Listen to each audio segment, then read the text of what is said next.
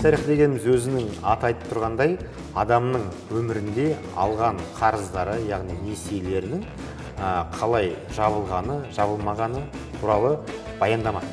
Олай болса, сіздің несие тарихыңыз, сіздің несиелік міндеттемелеріңіз туралы ақпарат болып шығады. Сіздің несие тарихыңызды, сіздің рұқсатыңыздың негізінде кез келген қаржы ұйымы көре алады. Сіз оны өте жақсы бақылап, оны жақсы деңгейде ұстауға тырысуыңыз керек.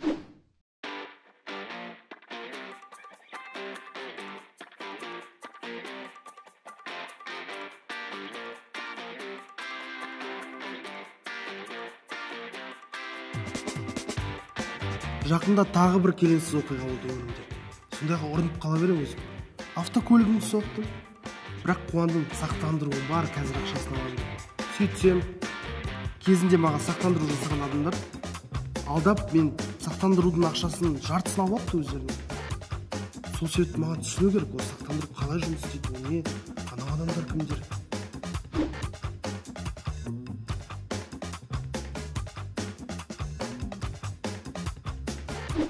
Менің атым Бекзат. Бұл бағдарлама менің қаржылық сауаттылықты үйренуім туралы. Мен көптеген жаңа білім алғым келеді. Және менде бәрі ойдағыдай болатынына сенемін.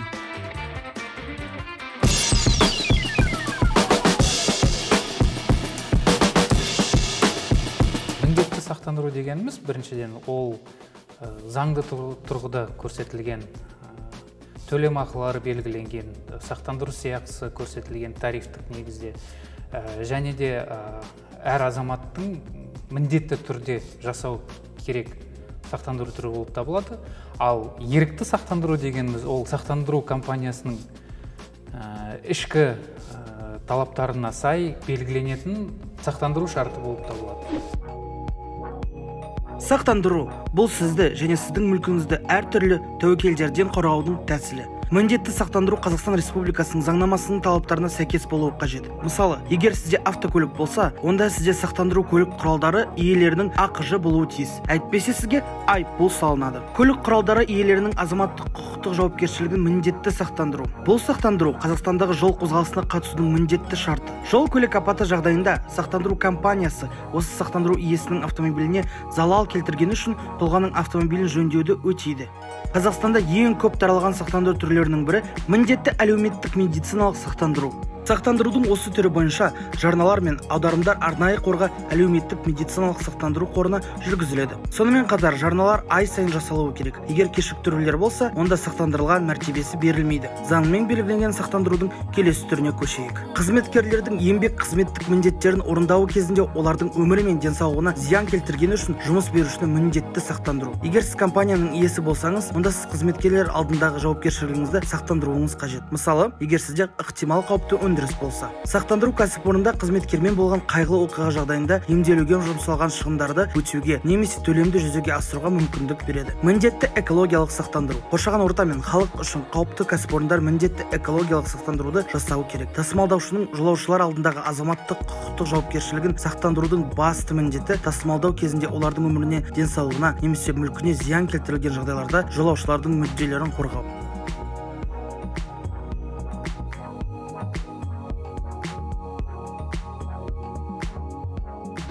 Міндетті сақтандыру бұл заң бойынша рәсімделуі тиіс сақтандыру. Және бұл сізді ғана емес, айналаңыздағыларды да күтпеген жағдайлардан қорғау үшін қажет. Мысалы, сақтандырудың ең қажетті түрлерінің бірі міндетті медициналық сақтандыру. Міндетті медициналық сақтандыруды енгізу адамдардың салауатты өмір салтын ұстануын және денсаулығына күтімді басқа біреуге аударуды тоқтату үшін қажет. Сонымен қатар, қызметкерлерді міндетті медициналық сақтандыру, экологиялық сақтандыру, жолаушылардың тасымалдаушы жауапкершілігін сақтандыру сияқты түрлері бар. Соңғысына келетін болсақ, толығырақ түсінген жөн. Көлік иелерінің азаматтық заңды жауапкершілігі дегеніміз не? Ол не үшін қажет? бұл қалай жұмыс істейді? Көлік құралын міндетті сақтандыру дегеніміз, ол сіздің көлігіңізді емес, басқа да адамдарды немесе көлік құралын мүлкін сіз зиян келтіретін болсаңыз, сол себепте ғана ол төлемақы төленеді, сіздің көлігіңізге төленбейді. Жол апатына түсетін болсам, мен зақым келтірген адамның көлігі үшін сақтандырылады, сонда? Иә, егер де сіз жол көлік апаты кезінде кінәлі болып табылсаңыз, сіздің полисіңіз зақымдалған адамның мүлкіне төлемақы төлеп береді. Ал егер де сіз жол көлік апатына түсіп кінәсіз болсаңыз, сізге зақым келтірілсе, онда кінәлі адамның полисі сіздің көлігіңізді жөндеуге төлеп береді. Айырмашылығы сода.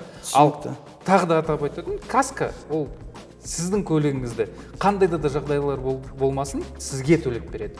Сіз кінәлі болсаңыз да, кінәсіз болсаңыз да, ол төлем сіздің көлігіңізге артады. Түсінікті, бұл өте қызық екен. Көлік құралының иесінің азаматтық құқықтық жауапкершілігін міндетті сақтандырусыз автокөлікті басқару заңсыз болып табылады. Дегенмен, оны автокөлікті сақтандырумен шатастыруға болмайды. Көлік иелерінің азаматтық заңды жауапкершілігі жағдайында автокөліктің өзі емес, азаматтық жауапкершілік сақтандырылады. Мұндай сақтандыру жолда сенімділікпен жүруге мүмкіндік береді.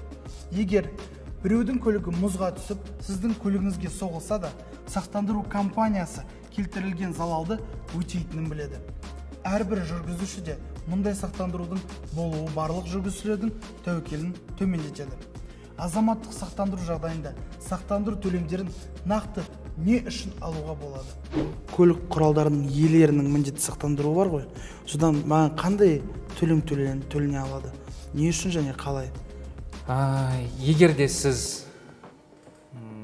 сізге зақым келетін болса, онда сақтандыру компаниясы біріншіден сіздің мүлкіңізге төлеп береді. Бірақ мүлік ішінде орналасқан ақша, құнды заттарға төлемақы төленбейді.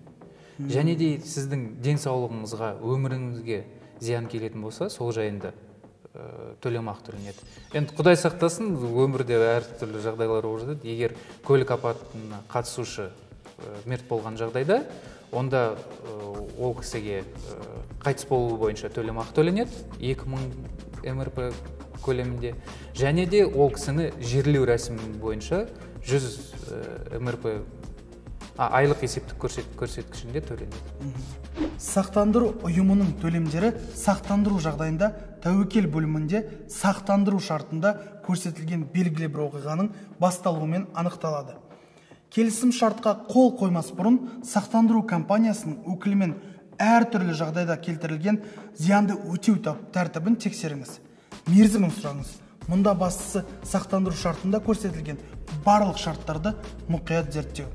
Сақтандыру жағдайының белгілері көрсетілген бөлімге назар аударыңыз. Сақтандырудың қандай жағдайларда қамтитынын және қандай жағдайлар сақтандыру ретінде танылмайтынын біліңіз. Компания шығындарды қандай жағдайларда өз мойнына алады, қандай тәуекелдерді қарастырылған. Сақтандыру төлемін алу үшін оқиғаның белгілі бір сипаттамалар болу керек екенін түсіну қажет. Кездейсоқтық, оқиғаның болжанбайтындығы, қасақана зиян келтірілген жағдайда төлем өтелмейді. Басқа қандай критерийлер бойынша адамға төлем жасаудан бас тартылады. Жол апаты болды. Сақтандыру компаниясы маған ақшасын төледі делге. Мен оны жөндеу жұмысына апардым машинамды, көлігімді. Сол кезде менің көлігімде тағы бір ақау тапты. Ол сонда маған үстінен ақшаны төлей ме сақтандыру компаниясы, төлемей ме? Сіз көлікті бағалауға берген кезіңізде, көліктің құнын шығарар кезде сақтандыру компаниясы сізге айтады, егер де зақым қатты болса, онда мүмкіндігінше бұзылған детальдарын шешіп, ішкі келтірілген зақымды көрсетуіңіз керек. Егер де ондай көрсетілмеген болса, сіз машинаны жөндеуге апарған кезде, машинаны шашып бұзып қойғаннан кейін, сіз тағы да сақтандыру компаниясын шақырып, сол ақаулықтарды көрсетсеңіз, онда сақтандыру компаниясы қайтадан есептеп бере алады. Төлейді. Бірақ сіз оны сақтандыру компаниясы төлемақыны жүргізгенге дейін жасау керексіз. Себебі ол, былай айтқанда, мошенничествоға алып келуі мүмкін. Сақтандыру компаниясы бәрін көріп, оны есептеп бергеннен кейін сіз оған айтасыз. Ішінде басқа да зақымдар келді. сіз оны көрсету керексіз. Ал егер де көрсетпеген жағдай болса, онда сақтандыру компаниясы төлеп бермейді. Ал енді мен сақтандыру компаниясын алдай аламын ба? Мысалы, көлігімді соғып кеттім, біреудің көлігін абайсызда бүйтіп кеттім деп, сөйтіп ақшасын ала аламын ба, әлде ол алдауға бола ма? Шындығын айта келген кезде ондай жайлар болып тұрады. Адамдар подставной ДТП дейді ғой, соғылған екі машинаны алып келіп қояды. Сол себепті сақтандыру компаниялары өзінің мамандарын жібереді. Олар көлік оқиғасы кезінде тексереді. Көлік алдын ала соғылған ба, соғылмаған ба. Егер де олар көлік құралы алдын ала соғылған болса, тағы да сараптамаға беріп, оның соғылған екендігін дәлелдесе, онда төлемақы төленбейді. Ал егер де сақтандыру компаниясы оны дәлелдей алмайтын болса, енді төлеуге міндетті, бірақ та сақтандыру компаниялар ондай жайттарды болдырмауға тырысып отыр. Сақтандыру қандай жағдайларда бас тартылады, бірақ бұл жиі болмайды. Мәселен, бұл осындай жағдайларға қатысты. Мысалы, егер сақтанушы әдейі істі ұйымдастырған болса, онда сақтандырушы сақтандыру талаптарын қанағаттандырудан бас тартады. Бұл алаяқтық. Егер сақтанушы сақтандырушыға жағдай сенімсіз немесе жалған ақпарат берсе, сақтандырушы өтемақыдан бас тартуға құқылы. Сақтандырушыға сақтандыру жағдайының болғаны туралы уақытылы хабарланбаған жағдайда сізде бас тартуға ұшырауыңыз мүмкін. Көбінесе адамдар сақтандыру компанияларының қамқорлығында жұмыс істейтін күмәнді кеңселерге жүгінген кезде бас тартуға немесе шығынға ұшырайды. Оларды көмекшілер деп атайды. Неліктен мұндай кеңселер бар? Неліктен адамдар оларға сеніп өз мүлкін сақтандырады? Азаматтық жауапкершілікті сақтандыруда көмекшілер қалай жұмыс істейді? Помогайкалар дегеніміз көмекшілер, қазақша айтқанда, ол зардап шеккен адамдарға өзінің көмегін көрсетеді. Біреулері заңды түрде көрсетсе, заңгер ретінде көмектесе, ал екіншісі жай ғана сен маған нотариалды хаттама бер, мен саған бәрін шешіп беретіндей ондай алаяқтар да бар. Олар, былай айтқанда, төлемақының 80%-на дейін алып отыр. Ол егер де мысалда сізге машинаңыздың жөндеуіңізге оценка бойынша 300 000 теңге санап беретін болса, помогайка оның даже 50%-ын алса, 150 000 теңге сіздің қалтаңыздан алынатын зат. Бірақ ол аздаған адамдар болады, алаяқтыққа жүгінетін. Қалғандары көмектесуге тырысады. Бірақ көмектесер алдында сіз онымен төлқұжат жасауыңыз керек. Құжатта қандай сома төленетіні, қалай төленетіні, оның қызметі үшін бәрі көрсетілу керек. Және де оның лицензиясы бар ма? Ол жұмыс істейтін компания 2 жылдан артық жұмыс істей ме, істемей ме? Сондай сұрақтармен егер хабарласып жасалынатын болса, онда олардың әрине көмегі тиеді. Олардың басты көмегі сіздің құжаттарыңыз толыққанды дұрыс толтыруын қамтамасыз етеді. Және де заңды түрде білмейтін нәрселеріңіз сізге түсіндіріп беру болып табылады. Адам өзі жеке басы барып сақтандыру компаниясына барып келісім шартқа отыра алады, өзі. Онда ол көмекшілер не үшін керек? Былай айтқанда, келісім шартқа сақтандыру компаниясымен клиенттер шарт жасау үшін отырады. Ал сақтандыру жағдайы болған кезде білместігінен олар мен естуі бойынша сақтандыру компаниясы алдайды, сақтандыру компаниясы дұрыс төлемейді деген сөздерге жүгініп, олар көмекшілерге жүгінеді. Ал көмекшілер оны қолданып өзінің пайдасын табады. Егер де олар алаяқ па сонда? Олар алаяқ емес, олар заңды түрде әрекет етеді. Егер алаяқ болса, оларды көмек көрсетуін заңды түрде тоқтап тастайтын еді. Олар алаяқ емес, олар жай ғана көмегі үшін үстемақы алып отырады. Ал клиенттің білместігін қолданады. Бірақ 80% деген ол 80%-ға дейін кетеді, себебі помогайка барып тұрған алаяқтық емес. Мысалда айтады, мен өз көмегім үшін сізден 70 000 теңге алам дейді. Ал сақтандыру компаниясы төлемақысы барғана 90 000 теңге болады. Онда уже 70% болады. Ал егер де мысалда төлемақы 1 миллион теңге болатын болса, ол айтады, мен сізден 20%-ын алам. Ол уже 200 000 теңге. Төлемақыға байланысты 80%-ға дейін. Ол 10% алуы мүмкін, 5% алуы мүмкін, ол өзінің еркі. Олар екеуі арасында жасалынатын шартта белгіленеді. Сақтандыру өте маңызды қаржылық құрал. Сақтандырудың міндетті түрлерінің болмауы қылмыстық жауапкершілікті қоса алғанда ең жағымсыз салдарға әкеп соғады. Бірақ басқа қаржылық қызметтердегідей сақтандыруда да мүмкіндігінше мұқият болу керек және бірнеше нәрсеге назар аудару қажет. Біріншіден, сақтандыру компаниясын лицензиялануын, ол туралы пікірлерді қарап, ресми көрсеткіштерді тексеру қажет. Сақтандыру шартын мұқият оқып шығыңыз. Қажетті құжаттар тізімін жинаңыз. Сақтандыру тәуекелдеріне сақтандыру оқиғаларының пайда болуына және сақтандыру төлемдерін алуға қатысты барлық нюанстарды біліңіз. Сонымен қатар, несиенің қосымша шарттарына назар аударыңыз. Содан кейін сіз жазатайым оқиғалар кезінде төлемдерді сенімді түрде ала аласыз. Қарапайым халыққа міндетті сақтандырудың қалай алуға болатынын және де болашақта туындайтын мәселелерді қалай шешуге болатынын білу өте маңызды.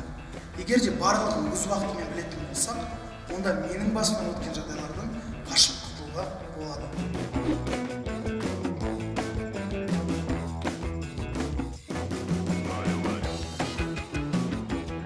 Тағы бір келеңсіз жағдай болды. Пәтерімді су басты. Көршілеріме барсам, біз кінәлі емеспіз. Сіздің пәтеріңіз қираған болса, бірақ сіз сақтандыру тәуекелдерінің тізімінде мұндай жағдайды көрсетпеген болсаңыз, онда төлемді күтудің қажеті жоқ. Сақтандырудың екі түрі бар. Ол жай жазатайым жағдайлардан сақтандыру және екіншісі жинақтау арқылы сақтандыру